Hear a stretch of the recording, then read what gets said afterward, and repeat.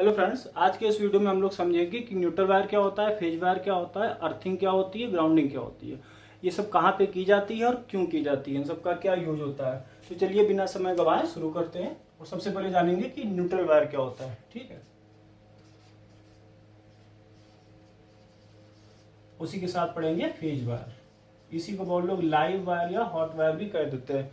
Normally हम लोगों के घर में जो सप्लाई आती है वो दो तारों के माध्यम से आती है। एक होता है फेज और एक होता है न्यूट्रल। फेज को हम लोग लाइव ही लिखते हैं, इसलिए एल से ज्यादातर आपने मेन स्विच या चेंज ओवर वगैरह में देखा होगा एल और एन लिखा रहता है। एल का मतलब है उसे फेज कनेक्शन देना है, एन का मतलब उसमें न्यूट्रल वाला तार जोड़ना है।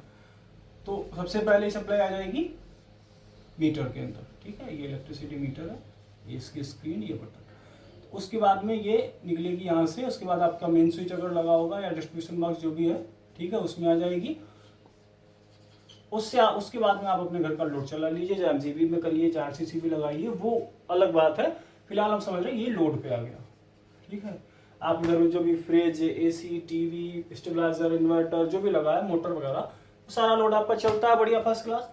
अब यहाँ पे हम एग्जाम्पल के तौर पर सिर्फ एक मोटर का एग्जाम्पल ले रहा हूँ। ठीक है, एक मोटर बना लेते हैं। ठीक, और ये इस पे इस तरीके की स्ट्रिप की होती है, किसी दिन और पढ़ेंगे। वैसे ये एक तरीके से कूलिंग का काम करती है। जब हवा क्रॉस होती है तो ठंडी हो जाती है ये, तो मोटर हीट नहीं होती है। ये इसकी सॉफ्ट हो गई, ये इसकी प्लेट हो गई। ठीक, अब ये इसका ऊपर बॉक्स है, कनेक्शन बॉक्स। इसमें क्या है, सिंगल फेज की मोटर है, तो एक फेज लाइव वायर लगेगा इसमें, एक न्यूट्रल लगेगा। ये एल है और ये वाला जो है वो एन है। तो एन वाला एन में जोड़ दिया के और लाइव वाला लाइव में जोड़ दिया के, और ये मान लीजिए कि यहाँ पे एक स्विच लगा दिया। तो जैसे इसको ऑन किया तो ये मोटर हमारी रन करने लगी। जब ये मोटर रन करेगी इस तरीके से, तब क्या होता है कि ये लाइव वायर से वोल्टेज या करंट ले रही है और अपने आप को जो है रोटेट कर रहा है। इसके अंदर जो भी सॉफ्ट लगी है ये रोटेट हो रही है, आपका काम हो रहा है। इलेक्ट्रिकल एनर्जी जो है वो मैकेनिकल एनर्जी में चेंज हो रही है, बढ़िया। अब उसके बाद में जो करंट रिटर्न होगा, क्योंकि सर्किट का पूरा होना बहुत जरूरी है। अगर आप छोटी सी एक डीसी सर्किट, डीसी से लेके उसका सर्किट बनाएंगे, उसमें भी आप देखेंगे प्लस माइनस, और वो आप यहाँ पे जो है एक बढ़िया सा बल्ब लगा दीजिएगा तो ये ग्लो करने लगेगा। मतलब ये क्लोज्ड सर्किट है, ये पूरा होना चाहिए। वैसे इलेक्ट्रिक इसमें भी होता है, एसी में, कि आपका जो सर्किट है वो पूरा होना चाहिए। ठीक है, अब जब ये लाइव वायर यहाँ पे आया, इसने करंट लिया, वोल्टेज यहाँ पे ड्रॉप हुआ क्योंकि इसने रोटेशन किया। उसके बाद में ये करंट रिटर्न होकर न्यूट्रल वायर से वापस आपके बॉक्स से होते हुए, मीटर से होते हुए, फिर ये वापस पोल पे चला जाता है। ठीक है, पोल पे जाने के बाद में क्या होता है, जैसे कि मानिए कि ये पोल है। ठीक है, 1 2 3 4, चौथी लाइन जो होती है वो न्यूट्रल होती है, बाकी 3 लाइव होते हैं।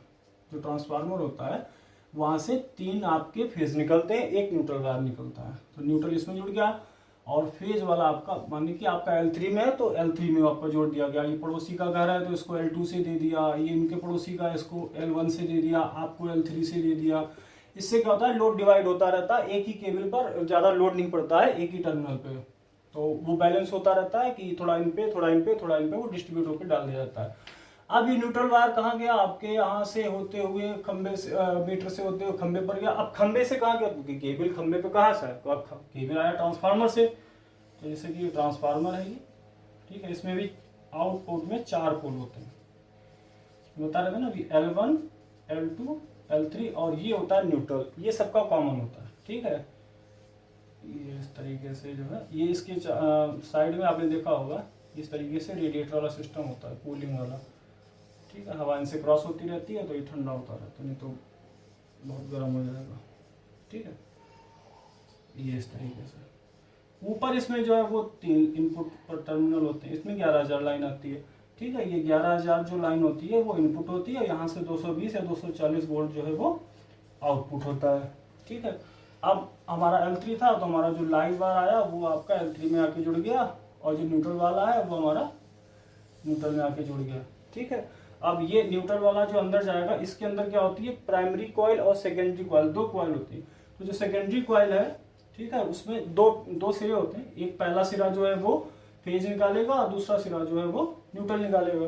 तो वही न्यूट्रल सिरे में जाके जो हमारा न्यूट्रल उसमें जुड़ जाता है और ये सर्किट पूरा हो जाता है। ठीक है, अब ग्राउंडिंग क्या है, आपने देखा होगा ट्रांसफार्मर, कभी भी जाइएगा ट्रांसफार्मर पे देखिएगा जाके, जो न्यूट्रल वाला टर्मिनल होता है यहाँ पे एक बहुत मोटे अच्छी क्वालिटी का वायर जो होता है या एल्युमिनियम की पत्ती होगी वो यहाँ पे कसी होती है और उसको यहाँ पे जमीन में ऐसे बहुत नीचे गहराई तक कॉपर की प्लेट लगा के उसमें जो है वो दबा दिया जाता है। ये होती है ग्राउंडिंग। अब ग्राउंडिंग क्यों हुई? ग्राउंडिंग इसलिए की गई कि जो हमारे 3 वायर है, माने कि L1, L2 और L3, ठीक है। अब जैसे आपने केवल क्या एक मोटर चला दिया, ठीक है, आपके पड़ोसी ने क्या किया, सिर्फ एक बल्ब जलाया बेचारे ने, उसमें उसके यहाँ वो है ही नहीं एसी वेसी जो भी है। इसकी यहाँ बड़ी संपत्ति है, एसी भी चल रहा है, इन्वर्टर भी चार्ज हो रहा है, स्टेबलाइजर भी लगा हुआ है, फ्रिज भी चल रहा है, डबल डोर, उसके बाद में बढ़िया गाने वाने बज रहे हैं। इनका लोड ज्यादा है, ठीक है, जैसे कि L1 पे ज्यादा लोड हो गया, उसके बाद में L2 पे बहुत कम है, L3 पे ठीक ठाक है, तो ये अनबैलेंस्ड हो जाता है, ठीक है। वोल्टेज जो है वो अनबैलेंस्ड तरीके से ड्रॉप होगा, इस लाइन पे कम होगा, इस लाइन पे ज्यादा होगा। अब जो करंट है वो भी प्रभावित होगा। अब जब तीनों लाइनों पे करंट का या वोल्टेज का डिफरेंस हो जाता है तो वो यहाँ पे जाके दिक्कत पैदा करेगा। इसलिए अनबैलेंस्ड करंट को बैलेंस करने के लिए जो फालतू का करंट होता है उसको ये ग्राउंडिंग क्या करती है, ग्राउंड कर देती है। और आपका जो आउटपुट में वोल्टेज है वो ट्रांसफार्मर हमारा जो है वो कांस्टेंट 220 देने का प्रयास करता रहता है, ठीक है। अब कहीं पे लूजिंग है या हमारा ग्राउंडिंग का वायर खराब है या न्यूट्रल का केबल टूटा हुआ है तो उस केस में अलग कंडीशन हो सकती है। अगर सब कुछ फिट फाट है, बढ़िया है, कोई दिक्कत नहीं है, तो चलता रहेगा, बढ़िया ट्रांसफर हमारा 220 आउटपुट में देता रहेगा। फालतू का करंट है वो ग्राउंड हो जाएगा, बाकी लोड डिस्ट्रीब्यूट हो जाता है L1, L2, L3 से। लेकिन ग्राउंडिंग का एक काम और भी है। ग्राउंडिंग एक तरीके से 2 वे हाईवे है। ये सिर्फ फालतू करंट को ट्रांसफार्मर से नीचे नहीं करता है, ये लीकेज करंट को भी ट्रांसफार्मर से इसकी सेकेंडरी कॉइल में भेज देता है दूसरे सिरे पर, जो कि है न्यूट्रल वायर। अब दूसरी कंडीशन देखिएगा कि कोई अप्लायंस है, माने कि जो मोटर हम लोगों ने पहले बनाया था, ठीक है, उसी को फिर बना लेते हैं।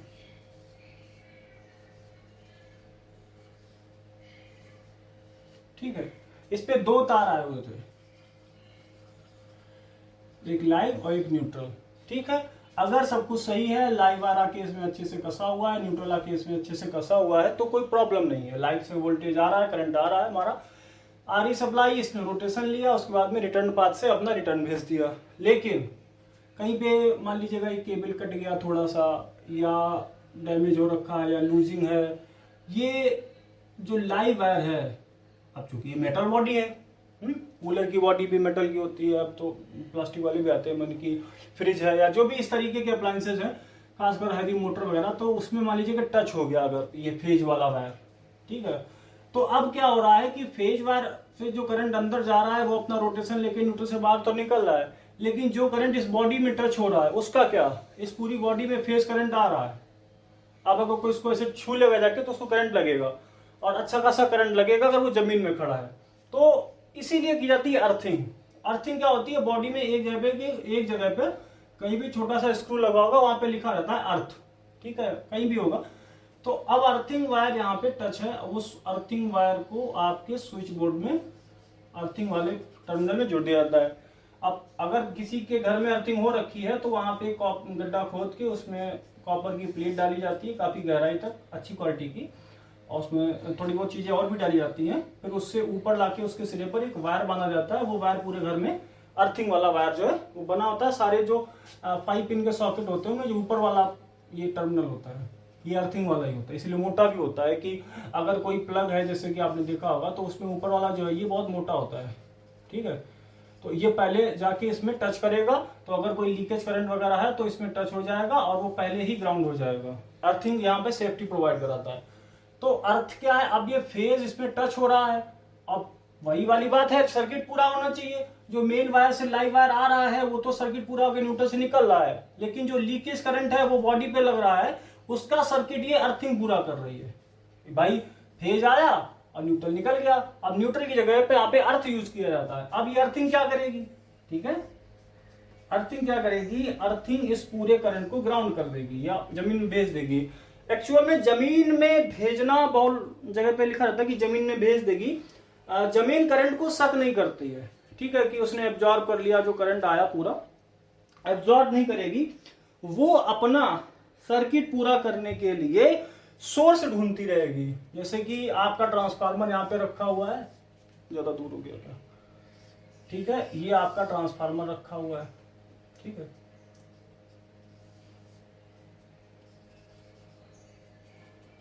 यहीं से आपने जो है वो एक चार बना लिया, एक लाइव वायर ले लिया था और यहीं से आपने एक न्यूट्रल वायर ले लिया था, ठीक है। इसी में यहाँ पे जो है वो ग्राउंडिंग की जाती है।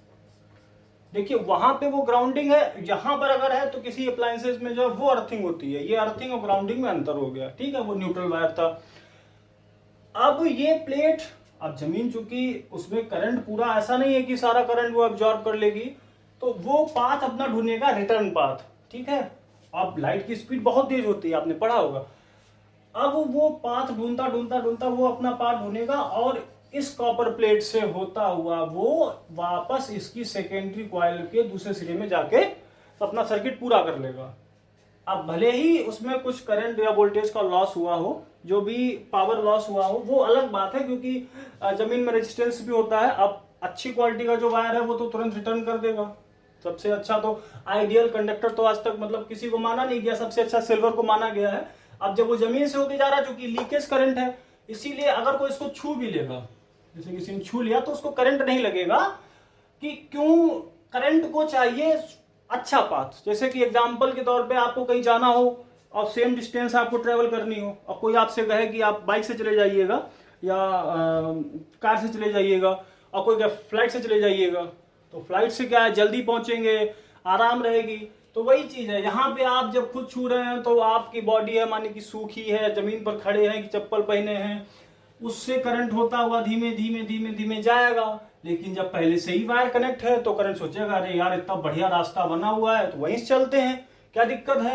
अब न्यूट्रल वाला तो लौट जाता है, लीकेज करंट वो अर्थिंग में हो जाता है, अर्थिंग से अपना नियरेस्ट पाथ ढूंढता हुआ, सोर्स पाथ ढूंढता हुआ वो वहां पे चला जाता है, ठीक है। तो ये अर्थिंग होती है किसी भी एक डोमेस्टिक अप्लायंस की सेफ्टी के लिए। जैसे कि फ्रिज है अगर, ठीक है, तो फ्रिज के केस में भी ये होगा कि उससे जो प्लग निकलेगा उस प्लग में देखिएगा 3 टर्मिनल होंगे, एक आपका लाइव, एक आपका न्यूट्रल और एक आपका अर्थिंग, ठीक है। उसमें जो अर्थिंग वाला वायर होता है वो पहले से इसमें लोग बॉडी में कहीं से ऐसे टच करा के रखते हैं, वो टच करा के इस प्लग में जोड़ देते हैं। अब प्लग जब आप इसमें लगाएंगे तो ऊपर वाला टर्मिनल से टच हो जाएगा। अब ऊपर टर्मिनल में क्या है, अर्थिंग वायर टच है, और अर्थिंग वायर कहाँ टच है, वो जमीन में टच है, तो आपको करंट नहीं लगेगा और लीकेज करंट से प्रोटेक्शन मिलता है हमारा अर्थिंग से। ग्राउंडिंग क्या होती है, जो भी अनबैलेंस्ड करंट है उसको जो है ग्राउंड कर देता है ट्रांसफार्मर, कांस्टेंट 220 या 240 जिस पे भी वो मतलब फीड किया गया है, जो भी करंट वो निकाल रही है इसकी कॉइल है ट्रांसफार्मर आउटपुट से, उसलिए ग्राउंडिंग कर दी जाती है। अच्छा हाँ, एक चीज है, ट्रांसफार्मर में भी अर्थिंग की जाती है। जैसे कहीं पे, ये तो ग्राउंडिंग हो गई, अब वो मेटल बॉडी है ट्रांसफार्मर की, किसी ने छू लिया लाइन मैंने या कोई चीज है, तो उसमें भी बस छोटा सा कहीं पे एक स्क्रू लगा होगा, वहां से एक वायर होता है, वो भी यहाँ पे अर्थ किया होता है ऐसे इस तरीके से, ठीक है। अगर कि यहाँ पे लाइन 1 का वायर कहीं से टच हो रहा है अगर बॉडी में, या L2 का, L1 का किसी का भी टच हो रहा है, तो इस बॉडी में करंट आ जाएगा। उस बॉडी के करंट को न्यूट्रल करने के लिए यहाँ पे अर्थिंग वायर लगा दिया जाता है, कि अगर इंसान छुएगा उससे पहले है अर्थिंग वायर लगा हुआ है, उससे करंट चला जाएगा, तो इंसान को झटका नहीं लगेगा बिजली का, और वो अपना सोर्स ढूंढ के फिर उसी सेकेंडरी कॉइल में जाके दूसरे सिरे पे सर्किट जाकर सर्किट अपना पूरा कर लेगा, ठीक है। तो ये कुछ अंतर था लीकेज उसमें, अर्थिंग में और ग्राउंडिंग में, न्यूट्रल वायर क्या है, फेज वायर क्या है। और एक चीज और कि अगर कोई आदमी सिर्फ जैसे साफ सुथरा कर दे थोड़ा सा, जैसे कभी घर पे करिएगा नहीं, मैं सिर्फ एक एजुकेशनल पर्पज से बता रहा हूँ। ये कोई आपका डिस्ट्रीब्यूशन बॉक्स है, इसमें 3 फेज है, एक न्यूट्रल है, ठीक है। और आपने क्या किया, इसमें कोई वायर लगा हुआ है, उसको अगर आप ऐसे छू लेंगे, ठीक है, जमीन पर खड़े हैं, तो जमीन का वोल्टेज होता है 0, और न्यूट्रल एक चूंकि रिटर्न पाथ है तो उसमें कोई वोल्टेज आ नहीं रहा, उसका भी करंट है 0। तो यहाँ पे जो करंट है, मान कि ये आप खड़े हैं ऐसे, ठीक है, अगर आपने इसको छू लिया तो आपका जो करंट लगेगा वो 0 - 0 = 0 वोल्ट का, यानी कि ना के बराबर या नहीं लगेगा, ठीक है। लेकिन अगर आपने ये वायर छू लिया, जैसे आप ज्यादा हीरोगिरी कर रहे हैं कोई, ये छू लिया उसने, अब जमीन पे खड़ा है, जमीन का करंट है 0। अब लाइन में आ रहा है 220, तो 220 माइनस 0 इज इक्वल टू 220। तो आपको नहीं, किसी भी इंसान को करंट लगेगा तो 220 वोल्ट का बहुत तगड़ा झटका लगेगा। अब कोई आदमी हवाबाजी कर रहा है, जैसे जमीन पर नहीं खड़ा है, उसने क्या किया, दोनों तार छू लिए, ठीक है, इसमें भी 220। अब वो स्टंट कर रहा है, हवा में खड़ा है, तब उसको करंट लगेगा कि नहीं लगेगा? तो उसको करंट ना के बराबर लगेगा। क्यों? क्योंकि उसके एक हाथ में 220 है और दूसरा में भी 220 है, तो जो सर्किट पूरा हो रहा है वो 220 minus 220 is equal to 0 volt का, ठीक है। उसको 0 वोल्ट का करंट लगेगा क्योंकि वो हवा में पहली बार लटक रहा है, ठीक है। अब वो हवा में लटक रहा है। अब तीसरी बात ये कि किसी आदमी ने, यहां बना देता हूं, ठीक है, किसी आदमी ने ये लाइव भी छू लिया जमीन पे खड़े होके और ये न्यूट्रल भी छू लिया, ठीक है, तब उसको पूरा करंट लगेगा कि 220 और माइनस न्यूट्रल का करंट 0, ठीक है। चाहे वो हवा में हो चाहे जमीन पे हो, तब उसको पूरा करंट लगेगा क्योंकि उसका सर्किट पूरा हो रहा है। जमीन पे खड़ा होगा तो जमीन से पूरा हो जाएगा, हवा में लटका है तो सर्किट ही नहीं पूरा होगा क्योंकि न्यूट्रल उसके पास है नहीं और जमीन पे भी वो नहीं है।